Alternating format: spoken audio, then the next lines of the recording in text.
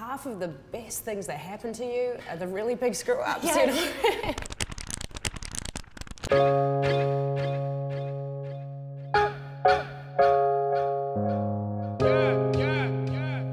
You do learn along the way that people take in information differently. It's one thing for people to understand what you're asking them to do. It's another thing for them to really want to do it, emotionally be invested in it.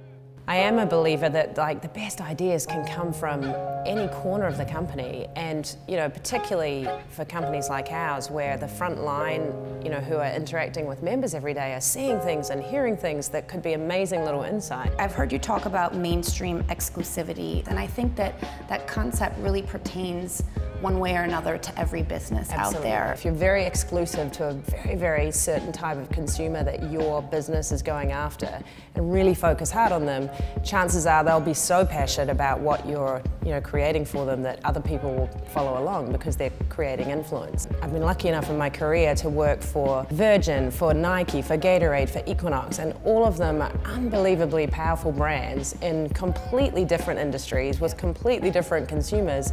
But why are they all so successful? It's because they do go after this idea of mainstream exclusivity and really focusing hard on a core consumer instead of just trying to be all things to all people and chase the mass volume opportunity. You were named Fast Company's most creative person in business. I'm a big believer in balance. I know what my strengths are, I know what I'm not so good at, so I really, really focus all through my career and making sure I surround myself with the people that can help me with the bits that I'm not so good at.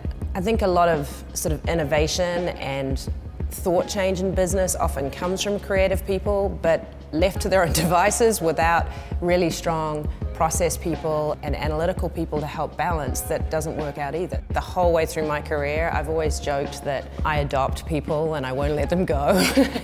I'm still to this day actually in touch with two guys that were sort of the early people that took a bet on me, and I still will reach out to them and ask for advice when I need to. And I think along the way, I've always looked up to who's doing amazing things out there. I'm always following the people that I admire. It's funny now that I'm finding I'm starting to mentor the kids of the people that mentored me, which is really awesome, yeah. What piece of advice would you give to a young woman who aspires to be successful in business? Really believe in yourself more than anything and pursue business opportunities that you're really passionate about. If you go to work every day and you really believe in what you're doing, you will be incredibly successful because you care about it and you are passionate about it, and it makes you want to get up in the morning. And I always say to people, even if it takes you a little while to figure out what that is, once you find it, it's an amazing gift.